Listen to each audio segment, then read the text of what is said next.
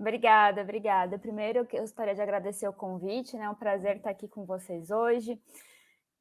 Queria apresentar um pouquinho a mim mesma, né? Então, eu sou engenheira química de formação, mas também me aprofundei um pouquinho nos temas de administração de empresas.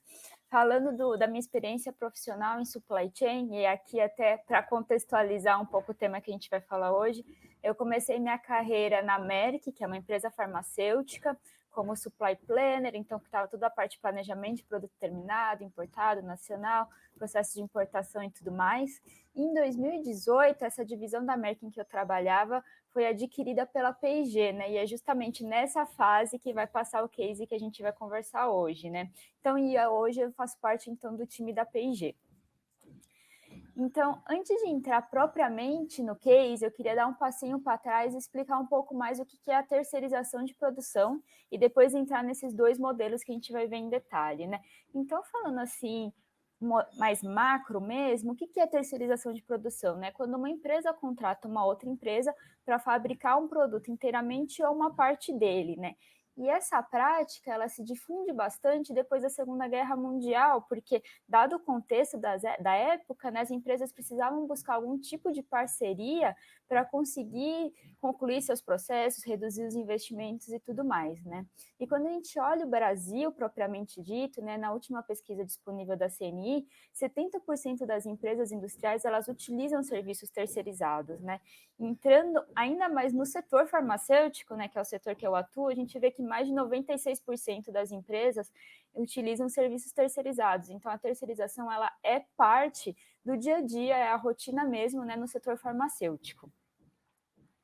E por que isso acontece, né? Por que terceirizar a produção? Essa é uma decisão estratégica da empresa, né? Quando a gente pensa em terceirização, a primeira coisa que vem em mente é a redução de custos. Então, de fato, vem uma redução de custos, você deixa de investir em infraestrutura, né? Você troca aquele custo fixo que você teria por um custo variável, você reduz contratação de mão de obra, reduz investimentos em desenvolvimento tecnológico e você acaba se aproveitando de uma economia de escala nessa empresa terceira, né? Além disso, você reduz o tempo, né, de que a gente chama de go-to-market, né? Quando você for fazer um lançamento de um produto, você não precisa esperar construir uma fábrica, trazer um maquinário e tudo mais, né? Você simplesmente terceiriza essa fabricação e você consegue lançar esse produto muito mais rápido, né? E além disso, acaba tendo também acesso a melhores tecnologias. Tudo isso faz com que a empresa ela consiga focar todos os seus esforços, seu capital, o expertise do seu time na sua atividade fim, né, no core mesmo da empresa. Então, esses são os principais motivos pelo qual as empresas terceirizam a produção. Mas nem tudo são vantagens, né? Então, tem alguns pontos que têm que ser levados em consideração também. Principalmente que você possa ficar dependente, né, dessa outra empresa, né, desse fornecedor. Se alguma coisa acontece com ele, se ele fecha, se ele desiste de continuar com aquela linha e tudo mais, isso acaba te impactando diretamente. Além disso, tem uma zona cinzenta muito grande, né, nessa parte jurídica. Acho que todo mundo aqui ouviu falar dos escândalos de uso de mão de obra escrava, da Zara, da Apple e tudo mais, né, em que isso era feito por uma empresa terceira, às vezes até quarteirizada, né, mas acaba impactando com certeza a empresa contratante, né? Então tem que ter muito cuidado nessa parte.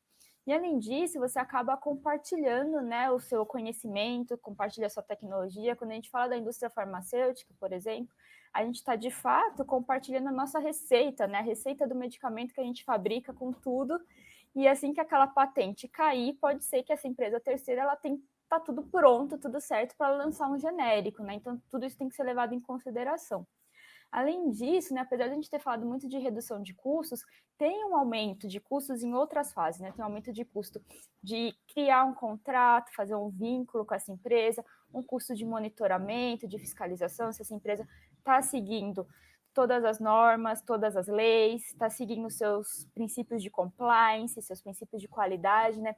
Então, que eu queria trazer aqui é que não é uma decisão simples, né? Tem seus prós e contras, e o importante é tomar essa decisão considerando, né, todos os fatores.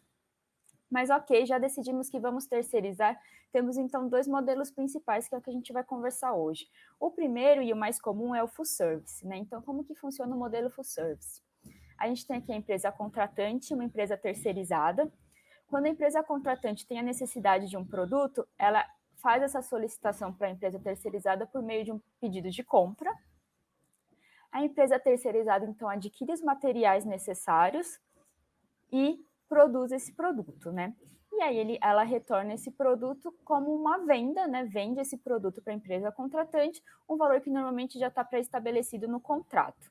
Então, só para trazer um exemplo para ficar um pouco mais palpável, vamos supor que a gente esteja falando de um carro, né? Então, a empresa contratante faz a solicitação de um carro, a empresa terceirizada compra todos os materiais, então vai comprar pneu, vai comprar lataria, comprar motor, chassis, etc. Fabrica esse carro e vende esse carro para a empresa contratante. Então, esse é o modelo full service. O outro modelo, que é o tool manufacturing, aqui a gente também tem as duas empresas, porém, na hora que a empresa contratante solicita um produto, ela não faz mais isso via um pedido de compra, ela faz isso via um pedido de industrialização, né? Então, aqui a gente já tem a primeira diferença. E por que é um pedido de industrialização aqui? Porque nesse caso, e aqui é o grande fator que diferencia os dois modelos, a empresa contratante, ela fornece também os materiais para a empresa terceira. Então, aqui voltando no exemplo do carro, ela não só fala, eu quero um carro, ela fala assim, eu quero um carro, e aí tá aqui, ó, os pneus, o motor, o chassi, toda a lataria, para você fabricar esse carro. Então, a empresa terceira ela é responsável só pela parte de industrialização mesmo, né, da manufatura desse produto. E aí, quando ela retorna o carro para a empresa contratante, já não é também, de novo, uma venda de um carro. Na verdade, o que ela está retornando é o material que ela utilizou, né? Um retorno simbólico, porque ele vai estar num carro, né? Ela vai estar retornando um carro, mas é um retorno dos materiais que já pertenciam à empresa contratante e ela é remunerada por uma taxa de serviço, né? Um serviço de industrialização, que é o valor que é estabelecido por contrato, né? Então, só retomando aqui um pouquinho, a grande diferença entre um modelo e o outro é quem é responsável pela aquisição e gerenciamento dos materiais, né? Então, no modelo full service, é a empresa terceirizada que é responsável por adquirir os materiais, gerir esse estoque e fazer todo o processo de fabricação, né?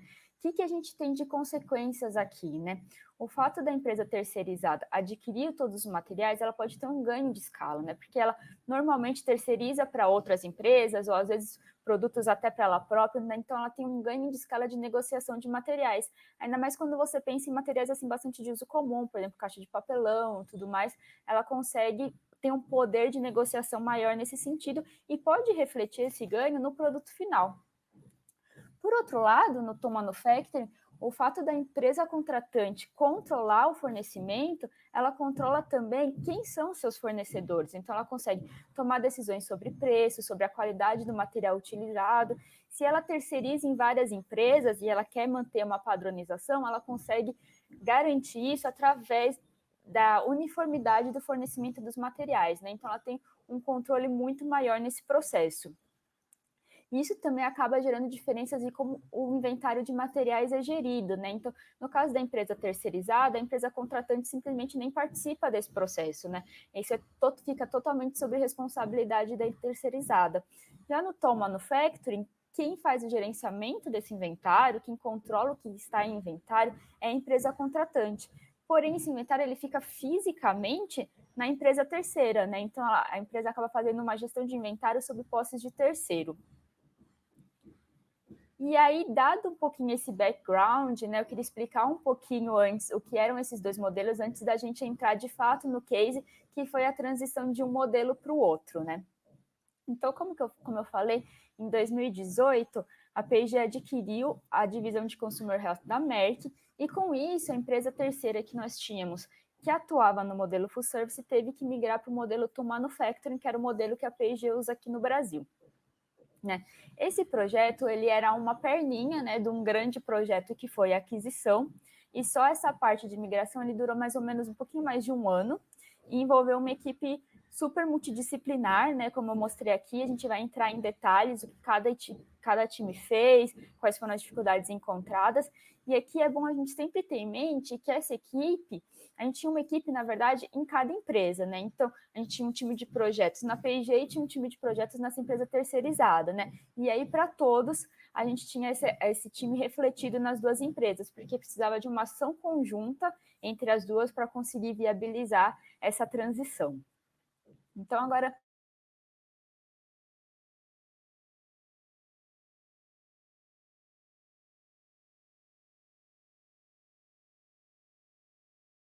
um pouquinho mais, então ele define as atividades, os prazos, os responsáveis, faz o controle, né, aquele follow-up intenso para saber se está tudo sendo cumprido, e faz a gestão do time multidisciplinar, né? E aqui a gente teve já algumas dificuldades, né?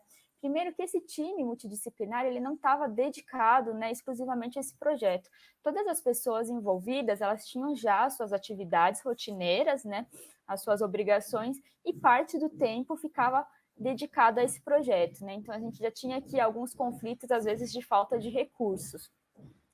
Além disso, como eu falei, a gente tinha esses times nas duas empresas. Então, cada empresa tem a sua prioridade, tem seus pontos fortes e fracos. Então, acontecia algumas vezes a gente ter alguns desencontros no cronograma entre as duas empresas. E além disso, né, para pôr a cereja no bolo, como a gente está falando de mercado farmacêutico, esse mercado ele é altamente regulado. Então, tudo que a gente faz tem que passar pela aprovação da Anvisa, né? E essa aprovação da Anvisa, ela não tem um prazo determinado, né? Então, ela pode acontecer do momento que você submete em até 6 meses. E todo esse tipo de incerteza a gente tinha que refletir no cronograma do projeto também, né? Eu vou falar um pouco mais para frente dessa parte da Anvisa em específico para vocês verem o quanto de emoção, né, que isso adiciona nos projetos. Um outro time que estava super envolvido também era o time de compras. Por quê, né? No modelo full service, todos os contratos, né, todos os fornecedores tinham contato com a empresa terceira. E tudo isso teve que passar agora para a P&G, porque a P&G vai se tornar responsável pelo fornecimento dos materiais, né? Então, aqui, já logo de cara, a gente já tinha um grande volume de novos fornecedores que não tinham nenhum tipo de relacionamento anterior com a P&G, não tinha nenhum contato comercial, nenhum tipo de contrato, nem nada, né? Então, já foi uma primeira dificuldade. E qual que foi, então, a estratégia utilizada aqui, né? Para não impactar o projeto, não impactar o cronograma, a primeira coisa que a gente fez, né, tentou fazer foi manter as mesmas condições, valores, tudo igualzinho, o contrato que tinha com a empresa terceira e simplesmente replicar para a P&G.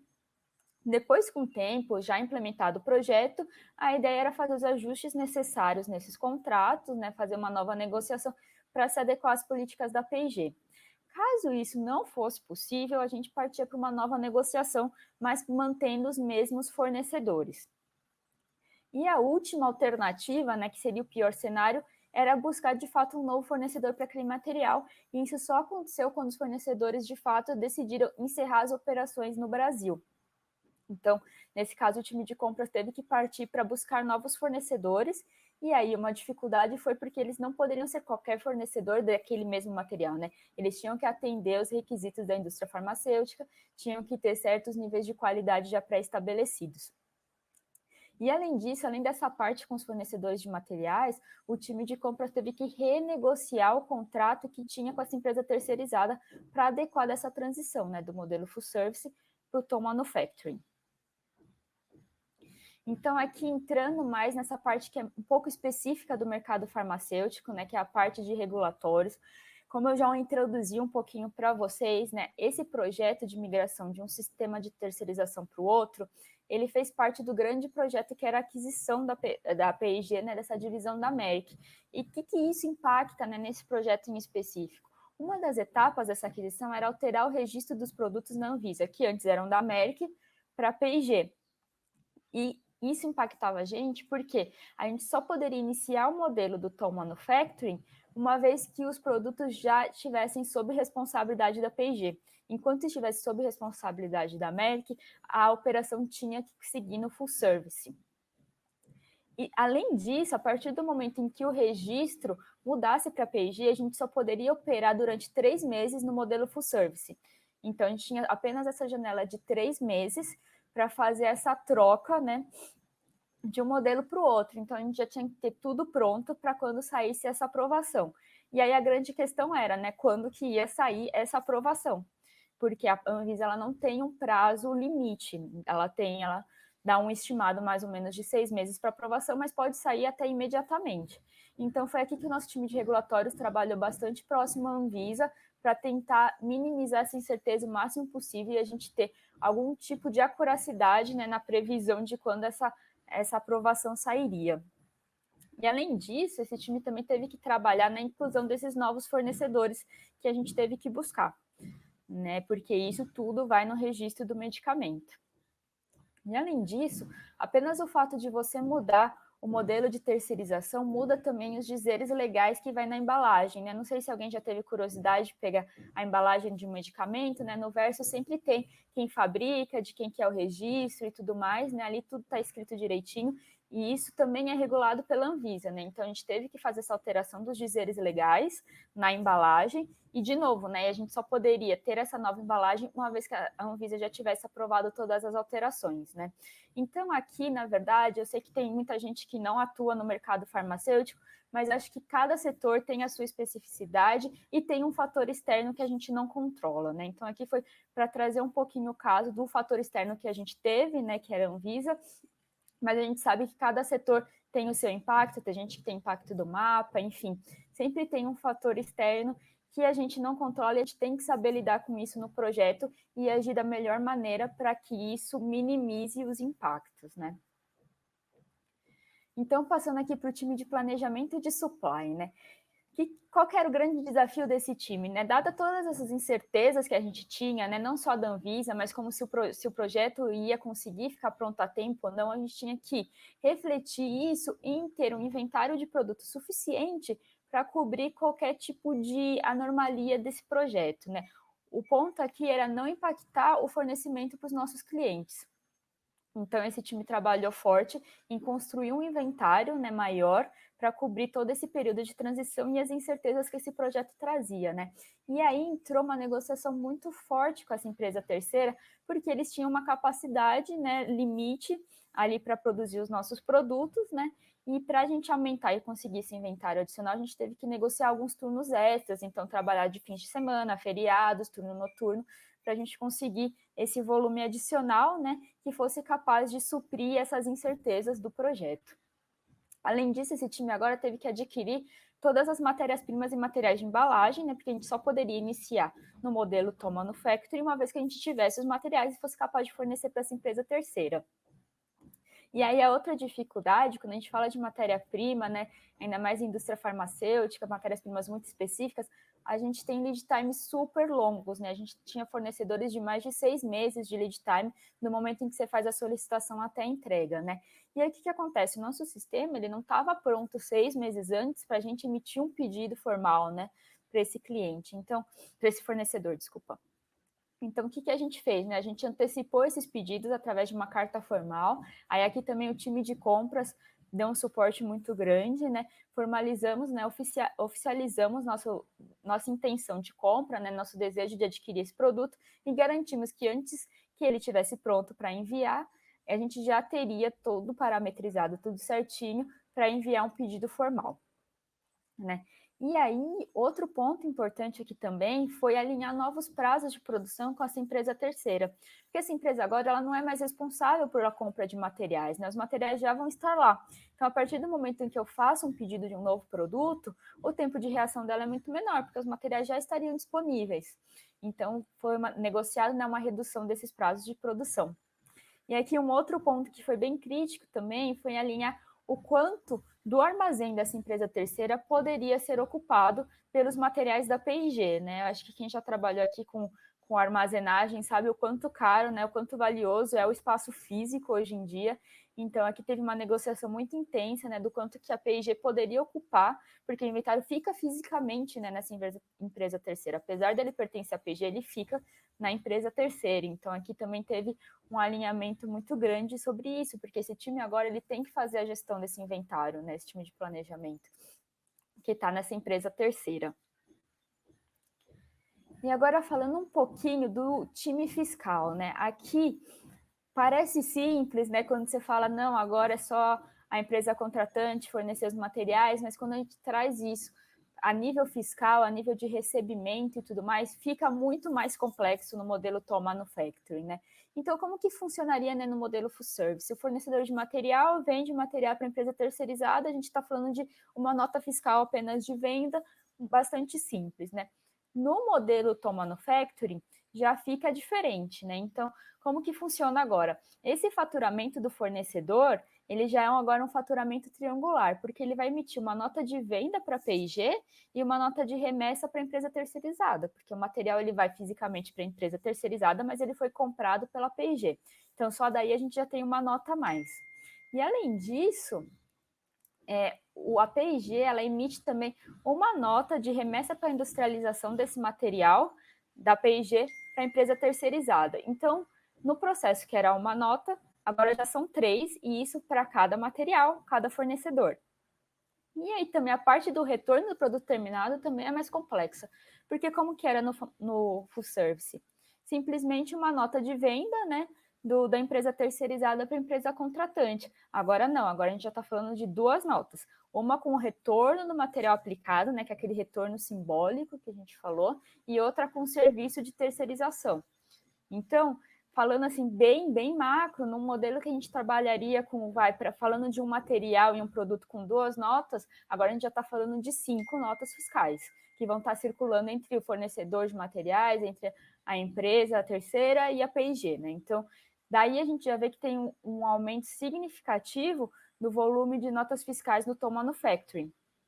E isso, claro, tem que ser refletido no nosso sistema, né? Então, toda essa parte, toda essa alteração do fluxo fiscal teve que ser reparametrizado, e isso é bastante complexo para refletir no SAP. Ainda mais quando a gente fala de Brasil e a gente fala de impostos, de ICMS para lá e para cá, né? Tudo isso é bastante complexo. E aí é claro que a equipe que fazia esse trabalho antes teve que ser retreinada, foi mudar totalmente o escopo, assim, dos que eles faziam antes não se aproveitava nada, era um processo totalmente diferente. Então a gente teve que incluir dentro do cronograma do projeto o treinamento dessa equipe, porque a gente teve bastante mesmo alteração no fluxo. E aí, por último, mas não menos importante, né, TI e Master Data. Aqui, todas essas mudanças que a gente falou, que todos os times tinham que ser refletidos no nosso sistema, né? Então, deu para ver que já que foi bastante coisa, muita alteração teve que ser feita no SAP, e aí essa parte de ajustes de TI era o nosso caminho crítico do projeto mesmo, né? Esse que era o nosso gargalo. Então, só trazendo alguns pontos aqui, né? Primeiro, antes de mais nada, a gente teve que criar uma planta virtual que representasse essa empresa terceirizada. Por quê? Porque tudo que é a parte de inventário, né, de alocação de materiais, de emissão de pedidos, ela seria feita através dessa planta virtual, né, dessa planta terceira. Além disso, a gente teve que incluir no sistema todos os SKUs de materiais, porque antes isso era a responsabilidade da empresa terceirizada no full service, então a gente não tinha refletido no nosso sistema, então a gente teve que incluir todos esses materiais, e aqui foi um trabalho bem grande do time de Master Data, e também configurar todos os parâmetros de planejamento. E não só os materiais em si, né, mas como também os fornecedores, né? Então, criação de vendor numbers, inclusão das condições negociadas, né, dos contratos e tudo mais, além de todos os ajustes fiscais que a gente acabou de conversar, né? Então, daí já dá para ver que tinha bastante coisa a ser feita, né, sistematicamente, né? E além disso, né, para dificultar um pouquinho, as alterações que a gente fazia no nosso sistema tinham que conversar com as alterações feitas no sistema da empresa terceirizada, ainda mais no que a gente falava de recebimento de nota fiscal, né? Como já deu para perceber, tinha um fluxo de nota fiscal bem intenso, então a nota que a P&G emitisse tinha que ser bem recebida no sistema nessa empresa terceirizada e vice-versa. Então, além de ter feito essas alterações, tivemos que fazer esse ajuste fino, né, muito sincronizado entre as duas empresas, entre o time de TI das duas empresas, para garantir essa comunicação, né, que essa comunicação entre sistemas, entre notas fosse fácil. Além disso, né, tudo que foi feito de alteração tinha que ser testado, né? Então a gente teve vários ciclos de teste, períodos longos de teste, e esses testes eles envolviam também os end users, né? Então, aqui é importante voltar no tema de que eram pessoas que não estavam no projeto, né, não estavam alocadas no projeto, então você entrava um pouco também nesse conflito de disponibilidade do time. Mas enfim, apesar de parecer esse monstro todo, deu tudo certo. A gente já está operando no modelo Tom Manufacturing há 1 ano. A gente teve o Go Live em abril de 2020. E aí, assim, a gente não pode, né, deixar de mencionar que esse Go Live foi durante a pandemia, ali bem naquele iniciozinho, né? Então, mais ou menos no meio de março, né, todo mundo que estava trabalhando nesse projeto foi trabalhar de casa, né? Então, esse projeto estava sendo trabalhado 100% remoto. E acho que quem já trabalhou em projeto sabe que o fim do projeto é aquele mais emocionante, né? Onde você tem que resolver todos os problemas. Ainda tinha muitas pontas soltas naquela época, mas a gente conseguiu solucionar tudo. A gente montava salas de guerra, né? War rooms virtuais para resolver o problema, em que todo o time conectava. Depois do Go Live também, o time do projeto fez um Hypercare, ficou disponível durante 15 dias em salas virtuais, onde o time inteiro ficava o dia inteiro disponível, qualquer problema que acontecesse, com qualquer usuário, era só entrar nessa reunião, né, nessa sala que era como se fosse uma reunião, o time estava lá pronto para resolver. Então, assim, resumindo, o fato da gente estar numa pandemia, estar trabalhando remoto, não impactou, né, a execução do projeto, não impediu nenhuma atividade, a gente conseguiu entregar o projeto 100% dentro do prazo. Então, falando em termos assim de produtividade, de entrega, não teve nenhum impacto. Mas faltou algum tipo de comemoração, né? Quando você trabalha num projeto tão longo, né? Você tem um encerramento, você tem algum tipo de comemoração, que seja um coffee break, que seja um happy hour, assim, mas você faz esse encerramento, né? Eu acho isso muito importante para o time que trabalhou. E aqui isso não aconteceu, né? Simplesmente o time se desfez, cada um voltou para a sua atividade ou foi alocado em outros projetos e não teve esse encerramento, né? Então eu acho que a pandemia tirou essa parte, sim, do projeto, apesar de não ter impactado, né, a qualidade do serviço final. Além disso, né, um ponto que assim ficou de um aprendizado muito grande foi como resolver o conflito, né, entre as duas empresas. Em diversos momentos, né, não sei se eu consegui deixar isso bem claro, a gente precisava que as duas empresas estivessem de acordo, né, para solucionar os problemas. E em tudo, assim, tinham pequenos conflitos, porque tem diferenças de prioridade, né, entre uma empresa e outra. Mas nesses momentos era importante assim dar um passo para trás, voltar no nosso objetivo, que era fazer essa transição. Não fazer essa transição não era uma opção, as duas empresas tinham interesse em concluir o projeto, então era um projeto que ia refletir numa parceria de longo prazo, né? Não era só concluir o projeto e acabou, não, agora a gente tem uma parceria muito longa, então a gente tinha que voltar a lembrar disso e buscar um meio termo, né? Então, aqui é importante a gente sempre lembrar de como tentar manter a parceria, né? Eu acho que tentar manter esse foco, né, esse alinhamento no longo prazo foi fundamental em concluir esse projeto no tempo que a gente tinha. E além disso, um aprendizado que ficou também é que a equipe que antes gerenciava esse terceiro, a gente teve que aumentar, assim, ela não conseguia dar conta de uma operação Tom Manufacturing, porque esse tipo de operação traz muito mais responsabilidade para a empresa contratante, né? Então a gente teve que contratar pessoas na parte de planejamento de materiais, que era uma atividade que antes a gente não fazia, no time de recebimento fiscal também, porque aumentou muito o volume, né? Então agora a gente precisava de pelo menos uma pessoa dedicada a essas atividades, e também agora uma pessoa que fizesse a gestão de qualidade dos fornecedores, porque tudo que se refere aos fornecedores de materiais agora passa sob responsabilidade da P&G. Então, acho que essas foram as principais lições, assim, fora da execução mesmo do projeto que ficou. E era isso que eu tinha para apresentar para vocês hoje. Eu queria agora abrir para perguntas.